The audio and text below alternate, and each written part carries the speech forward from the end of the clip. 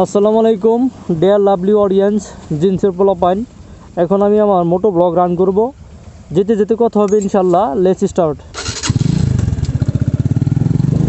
আশা করি আপনারা সবাই ভালো আছেন। আল্লাহ পাকের অশেষ রহমত এবং আপনাদের দোয়ায় আলহামদুলিল্লাহ আমিও ভালো আছি।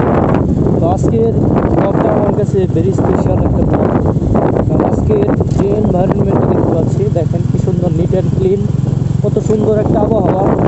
এই আবহাওয়াতে ব্লগ করতে কার না ভালো লাগে? এই আবহাওয়াতে ব্লগ করতে সবাই ভালো লাগে। দেখেন রিসেন্টলি ঘটা কি সুন্দর, বুঝছেন?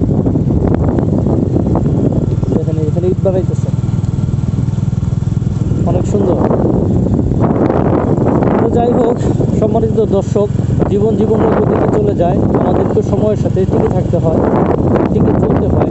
তো এই ক্ষেত্রে আমাদের যেটা করতে হয়, অবলম্বন করতে হয়, বিভিন্নভাবে আমাদেরকে চলতে হয়। তো বর্তমান এই স্বার্থান্বেষী সমাজে, এই স্বার্থান্বেষী দেশে, তো যে বিষয়টা সবচেয়ে বেশি বোধগম্য হয়, আমাদের দৃষ্টিগোচর হয়, সেটা হচ্ছে যে প্রয়োজন ছাড়া কেউ নেবে না তোমার খোঁজ।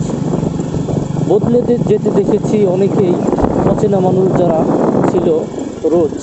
তো আমার কথা হচ্ছে যে অচেনা মানুষ, অচেনা এই শহরে চেনা অনেক মানুষ আমাদের আছে, যারা আমাদের খুব কাছের মানুষ, যারা আমাদের খুব ক্লোজ মানুষ। এরাও কিন্তু আমরা যেটা দেখেছি যে নিজেদের স্বার্থে যদি আঘাত লাগে, তাহলে পরিবর্তন হইতে তাদের বিন্দু পরিমাণ সময় লাগে না, পুরোই তাদের পরিবর্তনটা চলে আসে। সম্মানিত দর্শক, আমি যেটা আবারও রিপিট করতেছি, সেটা হচ্ছে যে আমাদের বর্তমান যে সমাজ ব্যবস্থা, আমাদের বর্তমান যে পরিস্থিতি, এই পরিস্থিতিতে অনেক মানুষ আছেন যারা শুধু নিজেদেরটাই ভাবে, কারোটা ভাবে না। যারা শুধু নিজেদের সুখের জন্য, নিজেদের স্বাচ্ছন্দ্যের জন্য অনেক কাছের, অনেক নিকটের মানুষগুলোর সাথে বেইমানি করতে এক বিন্দু পরিমাণও ভাবে না। বিন্দু পরিমাণও তাদের কষ্ট হয় না যে আমি কাদেরকে ঠকাচ্ছি, আমি কাদের সাথে বেইমানি করছি। তো বর্তমান সময়ে এরকম অনেক মানুষ পাবেন যারা দেখবেন যে সমাজের যা হয় হোক, রাষ্ট্রের যা হয় হোক, আমি নিজে তো ভালো আছি, এরকম মেন্টালিটির মানুষের অভাব আমাদের সমাজে তাই বললেই চলে। তো আমরা যারা মনে করি যে সব মানুষই আমার কাছের মানুষ, আমাদের চিন্তা ভাবনার অনেক পরিবর্তন করতে হবে। কারণ বর্তমান সময়ে দেখা যায় যে বিপদে বললে বোঝা যায় যে কে আপন কে পর, এটা বিপদে বললে বোঝা যায়, বিপদে না বললে বোঝা যায় না যে কে আপন কে পর।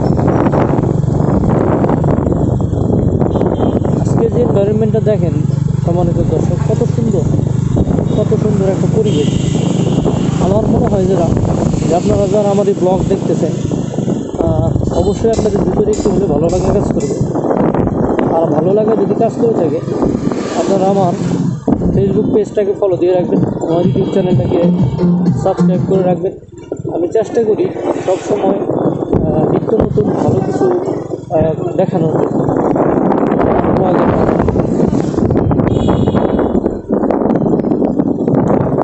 তো এনজয় করতে থাকেন।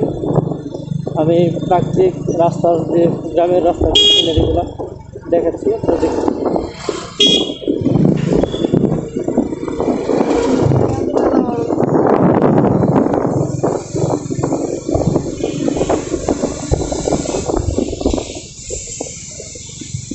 এই জায়গাটার নাম হয়েছে কোরাপাড়া বাঁকা ব্রিজ বলে, বাঁকা ব্রিজ, ঝিনাইদহের একটা জায়গা।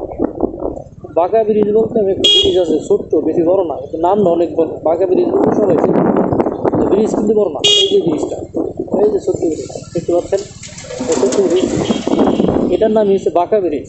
কিন্তু নামটা যদিও ছোটো, ব্রিজটা যদিও ছোটো, নামটা অনেক বড়। মানুষজন এক নামে ছিল বাঁকা ব্রিজ বলবে, কামছে মেরেছিল।